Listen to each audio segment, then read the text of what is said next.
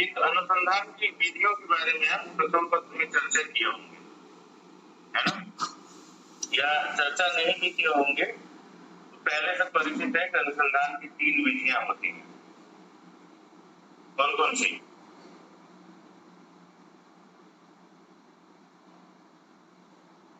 अनुसंधान की 3 विधियां कौन कौन सी हैं? ऐतिहासिक विधि, प्रायोगिक विधि, शास्त्रीय विधि। ये तो आगे अवान्तर विधियां हैं। 3 मुख्य विधियां कौन कौन सी? व्यवहारिक वगैरह ये व्यवहारिक वगैरह जो आपने बताया था ये मौलिक व्यवहारिक और क्रियात्मक। ठीक है, मौलिक व्यवहारिक और क्रियात्मक इन्हीं विधियों के दरअसल मिलते जुलते स्वरूप है, नाम बदल दिया है। तो ये 9 कोड के लिए कुछ अलग से परिभाषित कर दिया। क्यों किया है? इसका सबसे बड़ा कारण यह है कि अब तक हम सामान्यतः जो अनुसंधान की विधियां उसी रूप में पढ़ते थे। अभी पहली बार मतलब ये जो नया सिलेबस जब तक शुरू किया है 2019 से लगभग, तब से इन्होंने एक तरह से नामकरण भी वैज्ञानिक अनुसंधान के अकॉर्डिंग देना शुरू कर दिया। फंडामेंटल रिसर्च मौलिक अनुसंधान होता है, प्राथमिक तौर पे कहीं भी होता है। अनुसंधान के लिए कुछ शब्द यूज करते हैं, उपयोग में लाए जाते हैं। इससे अनुसंधान का मतलब होता है अनु, पश्चात, संधान। अंग्रेजी की रिसर्च का हिंदी अनुवाद है, कह सकते हैं। एक बार जो किसी वस्तु की उपलब्धता हो गई है तो उसके बाद उसमें पुनः अन्वेषण को बोलते हैं अनुसंधान। एक शब्द उसमें उपयोग में लाया जाता है शोध कर। शोध का मतलब होता है, इसका भी वही मतलब है कि उपलब्ध जो किसी वस्तु है उसमें से अन्य अंशों को छांटना या अलग करना। एक शब्द उपयोग में लाया जाता है जिसको बोलते हैं गवेषण। तो जो शोध शब्द है वो वस्तु को छांट करके अलग करना। फिर एक शब्द होता है गवेषणा। गवेषणा शब्द दरअसल भारत में अब इतिहासकार और इतिहास का में कोई फिलहाल लेना देना नहीं है। उनका यह कहना था कि ये लोग जब गोचारण के लिए जाया करते थे, आर्य जब सभ्यता भारत में प्रचलित थे, आर्य का मतलब भी भारत में जो भी आर्यवर्त है और यहाँ के निवासी आर्य कहते हैं, तो पहले गोचारण होता था, गाय चराने की व्यवस्था थी, गुरुकुलों में भी ऋषि लोग रखते थे।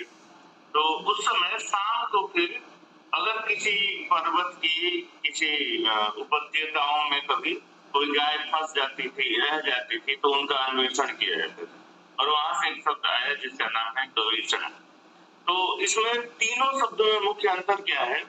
जो रिसर्च या अनुसंधान है तो एक आधुनिक शब्द है और हमेशा माना जाता है कि कोई तत्व या तथ्य विद्यमान है, उसका एक स्वरूप विद्यमान है, उसमें और भी अधिक संशोधन किया जाए। ये ठीक ऐसे ही है जैसे आपका मोबाइल अपडेट होते रहता है, आपका लैपटॉप कंप्यूटर अपडेट होते रहता है, तो इसमें भी क्या किया था, ऐतिहासिक कुछ तथ्य उपलब्ध है लेकिन उसमें से संशोधित करके वास्तविकता अवास्तविकता को अलग करना। उदाहरण के लिए जैसे मान लीजिए एक आपने लोकोक्ति सुनी होगी, कौन सी लोकोक्ति? जो जीता वही सिकंदर। अब ये बताइए, जो जीता वही सिकंदर, सिकंदर का और पोरस का कभी युद्ध ही नहीं हुआ, चंद्रगुप्त मौर्य के साथ कोई युद्ध ही नहीं हुआ, फिर जो जीता वो सिकंदर कैसे हो गया? लोगों ने आपत्ति की कि जो जीता वही तो चंद्रगुप्त होना चाहिए। उसने तो इस तरह की स्ट्रेटेजी बना दी चाणक्य ने, यहाँ तक पहुंच ही नहीं पाया, और पहुंचा भी तो फिर उसका जो सेल्यूकस निकेटर उसका मंत्री था, सेनापति, वो एक तरह से अपनी बिटिया को यहाँ पर धरोहर के रूप में उसको सौंप गया, विवाह करा दिया। इसका मतलब उस समय जो राज्य घरानों की पद्धति थी उसमें यह ध्यान इसलिए दिया जाता ताकि संबंध अच्छे रहे और उसको विजेता मान लिया जाता था। इस तरह से जो जीता वो चंद्रगुप्त होना चाहिए। फिर लोकोक्ति ऐसी क्यों है कि जो जीता वही सिकंदर, और बाकी दुनिया में हो, भारत में क्यों है?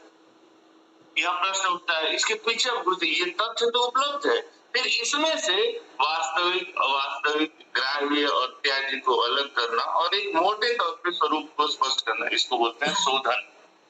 तीसरा जो शब्द है उसको बोलते हैं गवेषणा। गवेषणा का मतलब होता है, अब गवेषणा का मतलब आप भारतीय परिप्रेक्ष्य में जब भी समझेंगे तो भारतीय परिप्रेक्ष्य में इसका वही मतलब था कि गायों का अन्वेषण करना जब वो रह जाती, यानी इसमें यह तो स्पष्ट हो गया कि इससे पूर्व जो अनुसंधान के लिए दो शब्द उपयोग में लाए जा रहे हैं, अनुसंधान हो, अंग्रेजी का रिसर्च हो, ये दोनों एक संदर्भ, दूसरा है शोधन अगर हम कह ले रहे हैं, तो ये सब में कुछ ना कुछ उपलब्ध है, उसके बाद आगे बढ़ना है। लेकिन गवेषणा जो शब्द है ना, इसमें उपलब्धता कहाँ पे है, कितनी मात्रा में है भी कि नहीं है, यह भी सब कुछ अनिश्चित है, वहां का शब्द है गवेषणा। अब देखो वैज्ञानिक पद्धति जब नाम दे दिया ना अनुसंधान का, एक तो ये सामान्य सोशल साइंस की मतलब सामाजिक विज्ञान की पद्धति है, जिसमें अनुसंधान के समाजशास्त्र में 3 भेद पाए जाते हैं, मौलिक, व्यवहारिक और क्रियात्मक। अब यदि वैज्ञानिक इसमें आएंगे पद्धति में, तब यहाँ पर 3 अनुसंधान का, अब ये स्लाइड चेंज हो गया, आपको दिखाई दे रहा है? जी चेंज हो गया सर जी। तो पहले को इसने कह दिया, इसमें गवेषणात्मक अध्ययन, वैज्ञानिक अध्ययन जो अनुसंधान है, इसके अंतर्गत भी 3 विधियों को इसने जगह दिया है आपके पाठ्यक्रम के अकॉर्डिंग। पहले को लिखा है गवेषणात्मक। गवेषणात्मक है क्या? दरअसल एक्सप्लोर करना, एक एक्सप्लोरिंग शब्द है। एक्सप्लोर करना का मतलब यह है कि किसी व्यक्ति को कोई तथ्य तो ज्ञात है, यह तथ्य है। उदाहरण के लिए हमने कह दिया कि गोचारण जब होता था तो गायों की का अन्वेषण होता था, उसको बोलते थे गवेषण। तो गोचारण में गाय भी है, गाय चराने गए भी थे, इतनी संख्या भी थी, और एक विलुप्त है जिसका अन्वेषण किया जा रहा है। ये तथ्य तो उपलब्ध है, लेकिन इन तथ्यों के पीछे के कारण नहीं पता है आज तक। क्यों ऐसा कारण, मतलब अब तक नहीं पता है कि गाय जो गायब है वो कहाँ पर है। ये हमारी भारतीय पद्धति। अंग्रेजों की जो अपनी या अंग्रेजों के क्या, हमने भी तो आत्मसात कर लिया अंग्रेजी, भारतीयकृत जो अंग्रेजी है या आधुनिक अनुसंधान की जो पद्धति है, उसमें एक्सप्लोरेटरी रिसर्च होता है, जहाँ लिखा हो, इसी को एक्सप्लोरेटरी रिसर्च को हिंदी में गवेषणात्मक अनुसंधान कहते हैं। एक्सप्लोर करना का मतलब होता है कि कोई हमें संदर्भ तो ज्ञात है, लेकिन यह क्यों हो रहा है, कैसे हो रहा है, इसका कारण नहीं पता। उदाहरण के लिए आप एक बरमुंडा ट्रायंगल के बारे में सुना होगा, समझा होगा, और यह भी जानते होंगे कि उसके ऊपर से जब भी कोई जहाज जाता हो या कोई पानी का हो या ऊपर से, वो गायब हो जाता है, कहाँ जाता है पता नहीं चलता है, आज तक पता ही नहीं चला। तो इसमें क्या पता है, एक तो बरमुंडा ट्रायंगल है ये पता है, दूसरा वहां से गायब हो जाता है यह पता है, वो कहाँ जाता है, क्या हुआ, आज तक ये क्लियर नहीं हुआ। एक और सामाजिक उदाहरण आप इसमें देखें, एक व्यक्ति है एलन मस्क, आप उनसे परिचित हैं, एलन मस्क से परिचित हो ना नाम से? अच्छे से बोलिए। हाँ तो ठीक है। तो एलन मस्क ने बार बार ये परिवर्तन क्यों किया? ट्विटर में ट्विटर था, नाम भी बदल दिया, और उसको बताने के लिए जो एक साइन मार्क है वो भी बदल दिया, रोज नए प्रयोग कर रहा है। इसके पीछे का कारण क्या है? तो आपको 2 चीजें पता है एलन मस्क के बारे में। पता है उसका एक डिजायर है दुनिया का, इस समय अपने आप को मानता भी हो, सबको मान लेना चाहिए बड़े आसानी से कि सक्सेसफुल आदमी में है, क्यों है, अमेरिका जैसे देश में पैदा हो गया है। दूसरा, उसके पास अपने संसाधन भी है, प्रयोग कर रहा है, इतना उसके पास आईक्यू लेवल है कि रोज दुनिया को बदल बदल के दिखा रहा है, और मजबूर है उसके पीछे पीछे घूमने के लिए। तो हम ट्विटर को भी जानते हैं, उसकी कार्य पद्धति को भी जानते हैं, और एलन मस्क को भी जानते हैं, और क्यों लेकिन ये परिवर्तन कर रहा है, इसके पीछे के कारण हमें आज भी नहीं पता। तो इन सबों के लिए जो अनुसंधान होता है उसको बोलते हैं गवेषणात्मक अनुसंधान। यहाँ कुछ लिखा हुआ है, इसको एक बार पढ़ते हैं। सामान्यतः लिखा है, इस प्रकार के अनुसंधान वहां किए जाते हैं जहाँ समस्या के बारे में अधिक अध्ययन न किया। दूसरे शब्दों में, जहाँ अनुसंधान का उद्देश्य नए तथ्यों या सिद्धांतों की खोज न होकर केवल पूर्व में स्थित समस्या पर नए ढंग से प्रकाश डालना ही होता है, वहां पर इस प्रकार का अनुसंधान किया जाता है।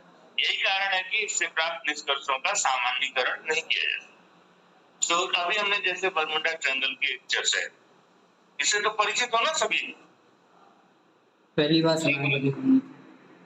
पहली बार सुना है? सुना है, कहानी में लंबा खींच जाएगा, उसको यूट्यूब पर भी सर्च करना क्लास के बाद, ठीक है? जी सुना भी होगा, हो सकता है भूल गया होगा। चंदू ने तो रील से देखता रहता है, तो उसमें सुन लिया होगा उसने। यूट्यूब करना, एक बार देखना स्टार्ट करना। अभी तो वही कह रहे हैं कि यहाँ अनुसंधान के उद्देश्य कोई नया सिद्धांत को जन्म देना इसका उद्देश्य नहीं होता है। अभी जो पूर्व में स्थित समस्या, पूर्व में स्थित यही एक ट्रायंगल है, एक ऐसा जगह है समुद्र में, मान लो घाटी नुमा भी नहीं हो, वहां से हर चीज गायब हो जाता है। क्यों गायब हो जाता है इसका हमारे पास कोई साक्ष्य नहीं है। तो यहाँ के कुछ नए सिद्धांत को तो जन्म नहीं दे रहे हैं।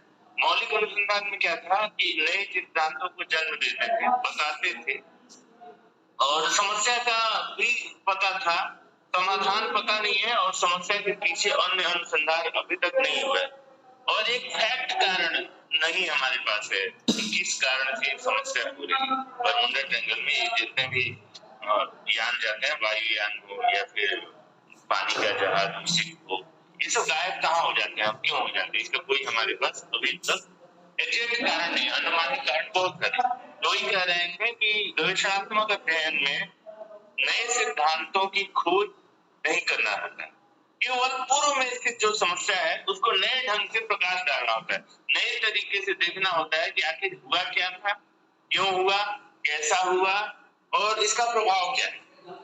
वहां पर इस प्रकार का अनुसंधान किया जाता है। यही कारण है कि इससे प्राप्त निष्कर्षों का सामान्यीकरण नहीं किया। सामान्यीकरण का मतलब है, जैसे हमने कई सिद्धांतों पर चर्चा किया, उद्गम सिद्धांत पे इससे पहले की कक्षा में किया था, इलेक्ट्रिसिटी पे किया, और दूसरा अर्थ को लेकर के।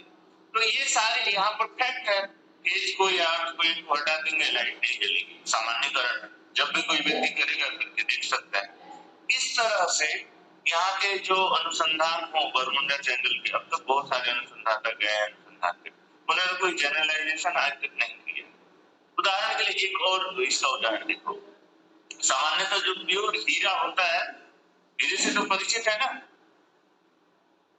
हीरे का गुण जानते हो ना, हीरे कभी ओपन एरिया, आजकल कोई बनावटी डायमंड होता है ना, पत्थर घिस के बनाया गया है, तो ये तो लोग पहन लेते हैं, गहनों में दिखाई देता है।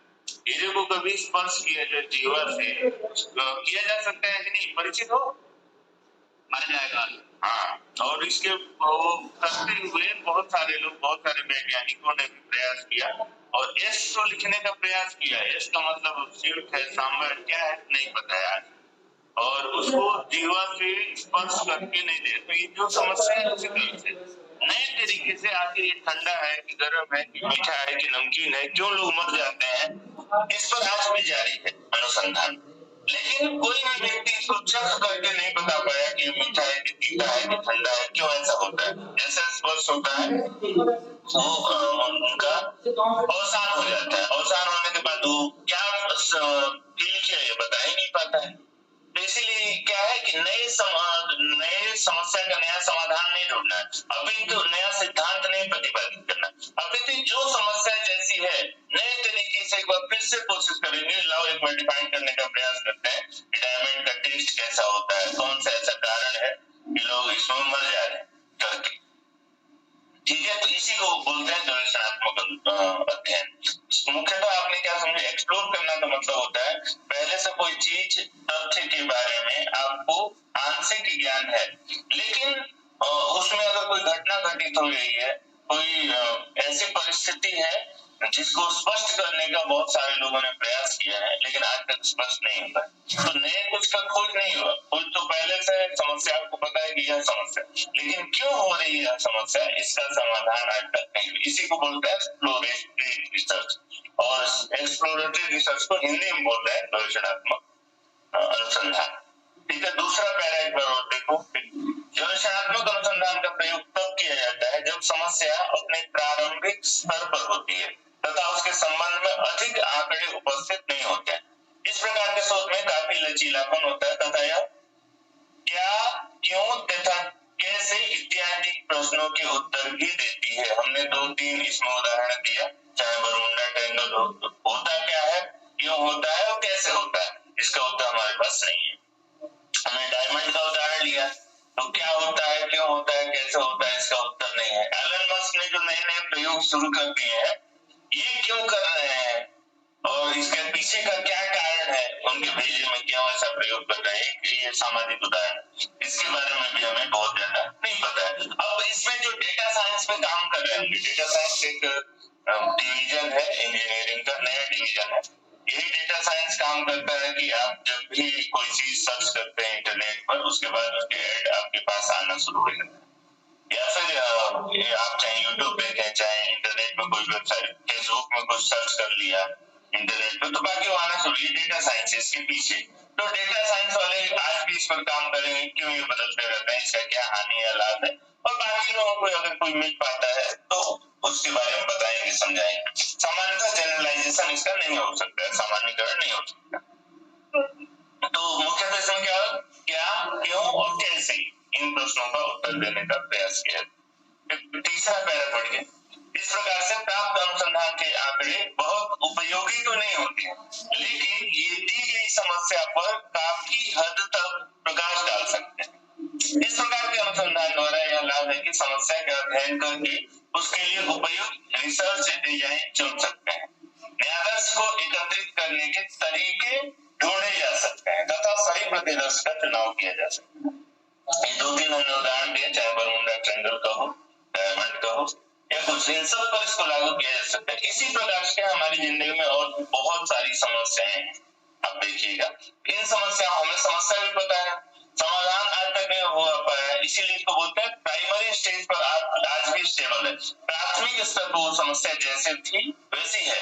क्यों ऐसा हो रहा है, कैसे हो रहा है, क्या हो रहा है, ये क्लियरिटी नहीं होता। और इसी को एक्सप्लोर करने के लिए, इसी को जो मूल तत्व विद्यमान है उसके बारे में जानने के लिए और जो अनुसंधान होता है उसको बोलते हैं गवेषणात्मक। क्लियर है? पहले तीनों का स्वरूप देख लो, फिर तीनों में अंतर करें। दूसरा है, दूसरे को बोलते हैं, अब उसमें एक्सप्लोर था, इसमें एक्सप्लेन है, ध्यान रखना। यानी एक्सप्लोर करने के बाद जो तथ्य उपलब्ध हुए हैं उनको जब एक्सप्लेन करना होता है, एक्सप्लेन मतलब व्याख्या करनी होती है, तो ऐसे रिसर्च को एक्सप्लेनेटरी रिसर्च बोलते हैं या व्याख्यात्मक अनुसंधान बोलते हैं।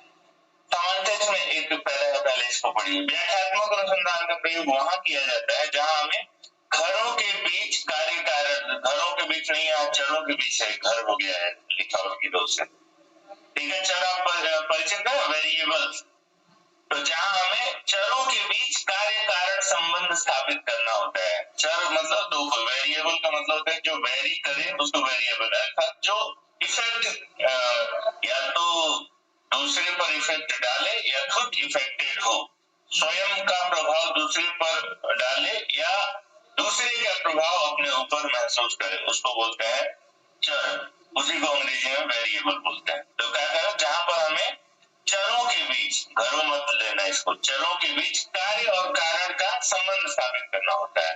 इसके अतिरिक्त वे सब शोध जो चरों के बीच अंतर स्थापित करते हैं, अगला दूसरे जगह चर लिखा हुआ, चरों के बीच अंतर स्थापित करते हैं, उन्हें व्याख्यात्मक अनुसंधान के अंतर्गत हम रखते हैं। इस प्रकार के शोध का मुख्य उद्देश्य होता है चरों के बीच समानता और अंतर को बताना, यह हमें क्यों तथा कैसे का उत्तर भी प्रदान करते हैं। उदाहरण के लिए एक अनुसंधान किया जाए कि जो वर्तमान में भारत में शिक्षा की पद्धति बदली जा रही है, पद्धति में शिक्षण के विषय वस्तु बदले जा रहे हैं, शिक्षण की प्रक्रिया बदली जा रही है, परीक्षा की प्रक्रिया बदली जा रही है, प्रवेश की प्रक्रिया बदली जा रही है। तो इसमें या पूर्व में जो प्रचलित प्रक्रिया थी, इन दोनों में मुख्य अंतर क्या है? अभी आप देख रहे हो सेमेस्टर सिस्टम का हिस्सा बन गया है। सेमेस्टर में भी बहुत सारे अंकों को प्रैक्टिकल के अंतर्गत रख दिया है, लगभग अब 60-40 का रेशियो चल रहा है आज के समय में। तो पहले ऐसा नहीं था, पहले था भी तो 20-80 का था, 20% प्रायोगिक को देते थे और 80% थ्योरी को देते थे। उससे थोड़ा और पीछे जाएंगे, उस 70% से सैद्धांतिक पक्ष था, उसी का अध्ययन किया। या फिर जितने प्रायोगिक विषय हैं, चाहे बीएड हो, एलएलबी हो या फिर ट्रेनिंग का कोई दूसरा कोर्स हो, उन सब में 30 और 70, 30 और 70 का रेशियो हो सकता था। तब इन दोनों में अंतर देखेंगे, पहले का अच्छा था शिक्षा, पहले की शिक्षा पद्धति अच्छी थी या अब की शिक्षा पद्धति अच्छी है। तो इन दोनों के बीच कार्य कारण का प्रभाव हम देखेंगे। अब दो लोगों को चुनेंगे जो पहले पढ़ करके निकले हुए हैं और जो आज पढ़ करके निकले हुए हैं, और दो चर भी अलग अलग है। एक स्वतंत्र चर जो पहले से प्रभावित किया है पहली शिक्षा पद्धति और आश्रित चर जो पहले व्यक्ति पढ़ के निकला है, दूसरा स्वतंत्र चर जो आज कहाँ से चल जो आज के परिवेश में विद्यार्थी पढ़ रहा है वो दोनों का एक कंपैरेटिव अध्ययन करेंगे। इंटेलिजेंस लेवल क्या हो रहा है, सक्सेसफुल का रेशियो क्या है, उनका सेटिस्फिकेशन रेशियो क्या है, कितने अपने कार्य से संतुष्ट है, शिक्षा पद्धति से संतुष्ट है, फिर एक सामाजिक संतुष्टि कितना है, सामाजिक जीवन उनका कैसा हो रहा है, ये कई कारणों को लेकर के ये सारे डायमेंशन घटकों को बना करके अनुसंधान करेंगे और फिर व्याख्या करेंगे कि पिछले वाला सही था या अब का सही। तो एक्सप्लेन इसमें सिर्फ करना होता है और सही है तो क्यों सही है उसको माने या इसको माने और इसके लिए कैसे सही, ये सारे तथ्य साक्ष्य यहाँ पर रखते हैं। दोनों में देखिए पिछले में गवेषणात्मक और व्याख्यात्मक में मुख्य अंतर क्या हुआ। गवेषणात्मक में हमारे पास कुछ भी संसाधन उपलब्ध नहीं है, बस यह पता है कि ये समस्या है, चरों के बारे में कोई स्पष्टता नहीं है, कुछ भी डेटा उपलब्ध नहीं है, न हमारे पास स्पष्ट रूप से पता है कि कौन व्यक्ति प्रभावित कर रहा है और कौन व्यक्ति प्रभावित हो रहा है और कितनी मात्रा में हो रहा है, जो गायब हो गए वो कितनी मात्रा में है भी कि नहीं है यह भी हमें पता नहीं।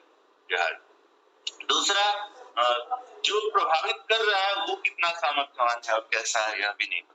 वहाँ चरों की कोई स्पष्टता नहीं है, क्षेत्र की कोई स्पष्टता नहीं है, विधि की कोई स्पष्टता नहीं है, जबकि यहाँ पर ये सारी चीजें हमारे पास उपलब्ध है। कार्य कारण प्रभाव जानना है, दोनों में डिपेंडेंट एंड डिपेंडेंट दोनों वेरिएबल अवेलेबल है। इंडिपेंडेंट मतलब स्वतंत्र और डिपेंडेंट मतलब आश्रित, ये दोनों चर उपलब्ध। इन दोनों को लेकर के फिर यहाँ कार्य किया। इसमें व्याख्यानात्मक वो था एक्सप्लोरेटरी, ये है एक्सप्लेनेटरी। उसको बोला गया गवेषणात्मक और दूसरे को बोल रहा है व्याख्यात्मक। और तीसरा है इसको बोलते हैं डिस्क्रिप्टिव, वर्णनात्मक। वर्णनात्मक सामान्य यहाँ पहले लिखा है इसको। वर्णनात्मक शोध वैसे शोध को कहा है जिसमें वर्तमान तथ्यों को रिकॉर्ड किया जाता है, विश्लेषण किया जाता है तथा उसकी व्याख्या की जाती है। ऐसे शोध में अपरिचालित चरों नॉन मैनिपुलेटेड वेरिएबल के बीच विद्यमान संबंधों का विश्लेषण किया जाता है। ऐसे शोध मुख्यतः क्या है का वर्णन करते हैं। इन्हें अप्रयोगात्मक या सहसंबंधात्मक शोध भी कह सकते हैं। आप सामान्य भाषा में कह सकते हैं वर्णनात्मक शोध वह होता है जिसको सामाजिक शोध कहते हैं।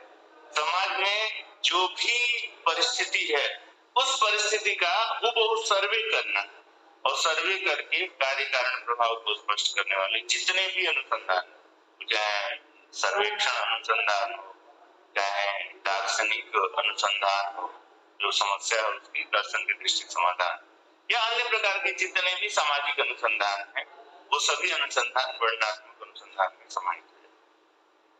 ठीक है, वर्णनात्मक अनुसंधान मुख्यतः क्या होता है कि जो भी हमारे पास तथ्य उपलब्ध है प्रभावित होने वाले व्यक्ति और प्रभावित करने वाले व्यक्ति, इन दोनों से संबंधित डेटा कलेक्ट करते हैं, तथ्यों को एकत्रित करते हैं और फिर उसको एनालिसिस करते हैं, उसका विश्लेषण करते हैं, विश्लेषित तथ्य की फिर व्याख्या निश्चित करते हैं। और इसीलिए इसमें सामान्यतः जो चर होते हैं, जो वेरिएबल होते हैं, वो पहले से किसी एक क्षेत्र में विभाजित नहीं होते। उदाहरण के लिए जैसे मान लीजिए चुनाव से पहले, अभी चुनाव की तिथि आ गई है और जितने ये न्यूज चैनल वाले ओपिनियन पोल बता रहे हैं, तो इसमें ओपिनियन पोल में इस समय सभी राजनीतिक दलों का अपना अपना झुकाव रहा है। ऐसा नहीं है कि किसी एक का प्रभाव दूसरे के ऊपर है। वो वहाँ के लोगों ने कुछ बनाया होगा अपना माइंड सेटअप, उसके आधार पर अपनी बातें बता रहे हैं। तो दोनों में मुख्य अंतर क्या हुआ, कार्य कारण प्रभाव हम देख रहे थे व्याख्या में। इसमें क्या है, जो जैसा चल रहा है सिर्फ उसका वर्णन करके सर्वे करके और बता देना कि यह स्थिति। हाँ, इसमें यह पक्ष हो सकता है कि कुछ उनके सकारात्मक पक्ष हो जिससे व्यक्ति के ऊपर प्रभाव पड़ा है। इसका यह मतलब नहीं सीधे तौर पर प्रभाव। ठीक है, अब इन दोनों के बीच थोड़ा सा अंतर देखिए, वर्णन में और गवेषणा में। वर्णन का ही जो है, गवेषणा का व्याख्या था वो तो स्पष्ट था, व्याख्यात्मक अलग अलग तथ्य है। फिर वर्णनात्मक और गवेषणात्मक में मुख्य अंतर यदि हम करें तो क्या हो सकता है। सामान्यतः दोनों का अर्थ क्या है, गवेषणात्मक अनुसंधान का अर्थ है कि समस्या को सही ढंग से समझने के लिए किया जाने वाला शोध। उदाहरण हमने क्या लिया, बरमुडा ट्रायंगल को लिया या फिर डायमंड को लिया, एलन मस्क के जो बार-बार परिवर्तन हो रहे हैं इनको लिया। तो आखिर कारण क्या है, इस समस्या को समझने के लिए जो अनुसंधान होता है उसको बोलते हैं गवेषणात्मक। दूसरा जो है डिस्क्रिप्शन, वर्णन क्या होता है। व्याख्या का हम तुलना इसलिए नहीं कर रहे हैं कि व्याख्या अपने आप में स्पष्ट है। व्याख्या में क्या होता है, जो भी तथ्य सामने है उसको व्याख्यायित किया जाता है। तो दो की आप तुलना करिए। और वर्णन में क्या रहता है, समस्या के प्रत्येक पहलू को ठीक ढंग से समझाने वाला तथ्य। उदाहरण हमने क्या लिया, जैसे अभी के चुनाव से पहले जो तमाम चैनल अपना ओपिनियन पोल बता रहे हैं। ओपिनियन पोल में बताएंगे कि किसकी सरकार थी और किसकी नहीं थी, और किससे लोग सहमत हैं किससे असहमत। जो भी वस्तु स्थिति वो स्पष्ट करके ले आके बताएंगे कि लोगों के अनुसार इतना इस पार्टी को, इतना इस पार्टी को मिलने की उम्मीद है। ठीक है, तो दोनों में मुख्य अंतर क्या है, एक में समस्या अभी तक क्लियर ही नहीं है कि क्या है, उसको समझने का प्रयास किया। दूसरे में समस्या भी पता है और उसका समाधान भी पता है कि किसी एक की सरकार बने, किसकी बन सकती है और क्यों, इन कारणों को देख करके स्पष्ट किया जाता है वर्णन। दूसरा, उद्देश्य के आधार पर देखिए, जो गवेषणात्मक होता है उसका उद्देश्य होता है तथ्यों को सही ढंग से प्रकट करना, कारण की तरह से जानना।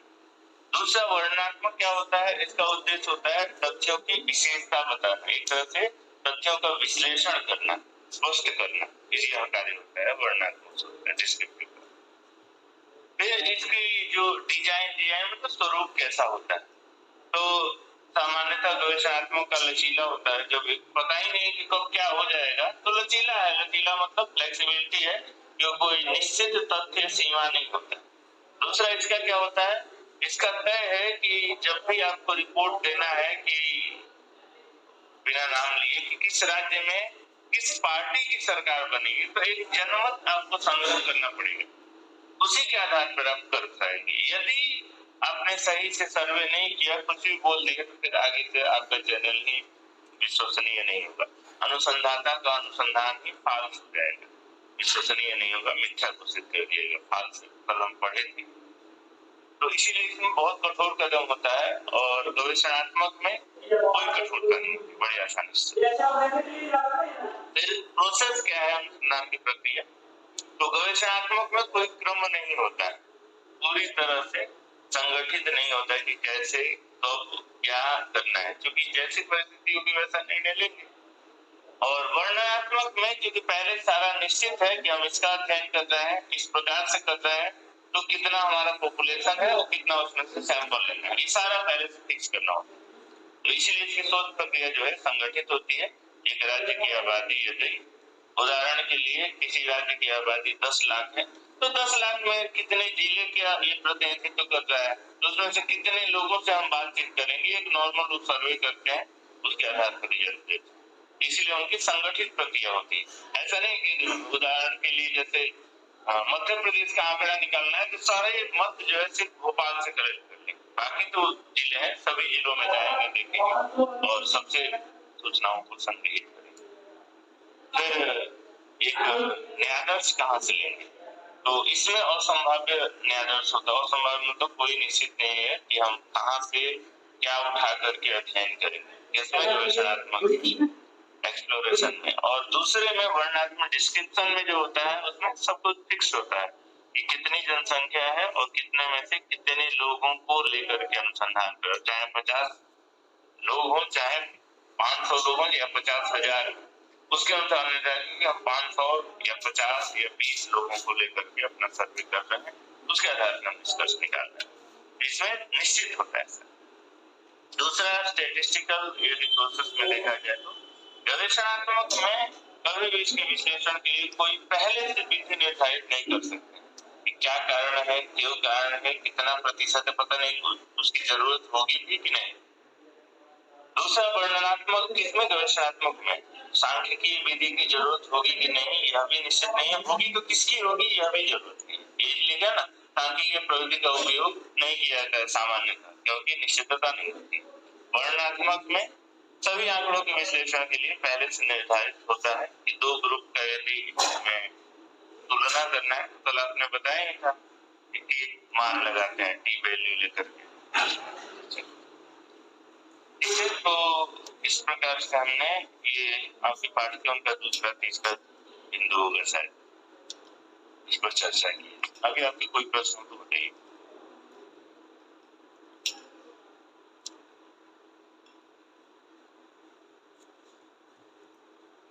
आवाज आ रही है कि ना? जी जी। कोई और गवेषणात्मक जो अनुसंधान है, अगर उसमें तथ्य मिलते तो उन्हीं तथ्यों के आधार पर जो व्याख्यात्मक अनुसंधान है वो अपनी व्याख्या देगा या एक्सप्लेनेशन करेगा। नहीं, अब गवेषणात्मक किसी भी अनुसंधान का एक दूसरे से कोई संबंध हो या कोई जरूरी नहीं, ठीक है? एक दूसरे अनुसंधाता का आपस में संबंध हो यह भी कोई जरूरी नहीं। लोग अपना अपना अनुसंधान करते हैं। उदाहरण के लिए आप मनोविज्ञान पढ़े, मनोविज्ञान में एक व्यक्ति का आपने नाम सुना होगा, विलियम वुड का। विलियम वुड एक तरह से गवेषणात्मक अनुसंधान करते हैं मनोविज्ञान की समस्याएं। उनको पता है कि यह समस्या है कि दर्शन की तरह यह नहीं चल सकता है, विज्ञान की श्रेणी में इसको ले आना। क्योंकि विलियम वुड को ने जब पहली प्रयोगशाला स्थापित की, उससे पहले 2 नामकरण मनोविज्ञान का हो चुका था और इसीलिए उन दोनों को एक तरह से तिरस्कृत किया गया, नहीं माना गया, क्योंकि वो दोनों दर्शन के चोले से मनोविज्ञान को आजाद ही नहीं कर रहे। तो पहली बार उन्होंने गवेषणात्मक अनुसंधान किया। उन्होंने पता है कि मनोविज्ञान विज्ञान की श्रेणी में आएगा, दर्शन की श्रेणी का नहीं है। और क्यों, कैसे, इन्हीं कारणों का इसमें ढूंढ रहे थे, कर रहे थे। आगे इसको व्याख्यायित करने का श्रेय जाता है उनके शिष्य को, टीचनर, ठीक है? इसीलिए कई बार आप प्रश्न पूछ देता है कि संरचनावाद के संस्थापक तो निसंदेह विलियम वुड है, लेकिन अंतर्दर्शन विधि के प्रयोक्ता कौन, प्रयोग कर, तो उसमें कई बार टीचनर का नाम आ जाता है। इन दोनों का आपस में संबंध है। अब विलियम वुड ने एक अपना सिद्धांत स्थापित किया संरचनावाद, लेकिन इसकी व्याख्या करके अध्ययन विधि को जन्म देने के लिए विलियम वुड ने आरंभ किया। लेकिन पहले प्रयोगकर्ता के रूप में टीचनर का नाम आता है। टीचनर ही पहले प्रयोग करके देखते, ठीक है? तो यह महज एक संयोग है कि गवेषणात्मक अनुसंधाता का और डिस्क्रिप्टिव जो वर्णनात्मक अनुसंधाता का आपस में संबंध। कोई जरूरी नहीं कि गवेषणात्मक अनुसंधान से जो तथ्य मिलेंगे उसके आधार पर वर्णनात्मक अनुसंधान किया जाए। ये अनुसंधाता की प्रकृति पर है। और इसमें स्पष्ट निष्कर्ष कभी भी निकल के नहीं आएगा गवेषणात्मक अनुसंधान। उसकी एक सीमांकन स्पष्ट, मतलब जब निकलेगा भी तो वो अपने तक जनरलाइजेशन, आज भी सामान्यीकरण नहीं हो सकता, क्योंकि जब सामान्यीकरण हो जाएगा तब फिर वो कार्य कारण का प्रभाव हो जाएगा। बीच में हमने पढ़ा ना एक्सप्लेनेशन, तो व्याख्यात्मक अनुसंधान हो जाएगा। उदाहरण के लिए आपके लिए सबसे नजदीक का है डायमंड का उदाहरण, है ना? हीरे का एक तो स्वाद कैसा होता है और दूसरा एक ठंडा होता है कि गर्म होता है, जीभ पे लगा करके देखा जाए तो जो देख के बता देगा तो एक्सप्लेन हो कर दिया ना, व्याख्या कर दिया, वहां तक अभी पहुंचे ही नहीं। इसीलिए इसका स्पष्टीकरण इस तरह के अनुसंधान होगा ना। बरमुंडा ट्रायंगल की बात कर रहे हैं, हवाई जहाज कहाँ जाते हैं, जाके कोई देखे तब तो, मिले तब तो। वहां जो भी जाता है देखने वापस आता ही नहीं है, देखेगा क्या, बताएगा क्या? इसीलिए इस तरह के केवल एक्सप्लोरेशन रह जाते, राइट? आज भी गवेषणात्मक अनुसंधान होते होंगे। आज ही के तो उदाहरण हम बता रहे हैं। आज भी हीरे के ऊपर अनुसंधान, बरमुंडा ट्रायंगल के रहस्य को आज समझाने का प्रयास किया जा रहा है, क्यों ऐसा होता है। अभी क्लास के बाद सर्च करना क्या होता है और कैसे यहाँ से गायब हो जाता है। भारत में ये जो सूर्य मंदिर हुआ करता था, वहां के ऊपर से कभी जहाज नहीं जाते थे, कारण क्या होता, तो आज हम लोग सर्च करते। ठीक है, शैक्षिक अनुसंधान का लक्ष्य ही है गवेषणा, इसीलिए तो वैज्ञानिक अनुसंधान में प्रथम फर्स्ट स्टेप में रखा जाता है एक्सप्लोर करना। ठीक है जी। एक और इसमें देखो, सबसे अच्छा उदाहरण ले लो एआई का। ठीक है, एआई है और काम भी कर रही है, एलेक्सा भी कर रही है, गूगल असिस्टेंट भी कर रहा है, लेकिन इसकी खामियां ढूंढने का कोई निर्धारण नहीं कि कहां तक जा सकते हैं और क्या क्या। जो बनाने वाला था वो भी आज पछता रहा है कि हमने क्या कर दिया। आप पासवर्ड डालो मोबाइल में, उसके पास वो रिकॉर्ड हो जाता है। ठीक है, इसलिए सामान्यीकरण नहीं किया जा सकता। और कुछ उलझा हुआ सा विषय है, एक बार उसको सुनकर या पढ़कर फिर कर लें।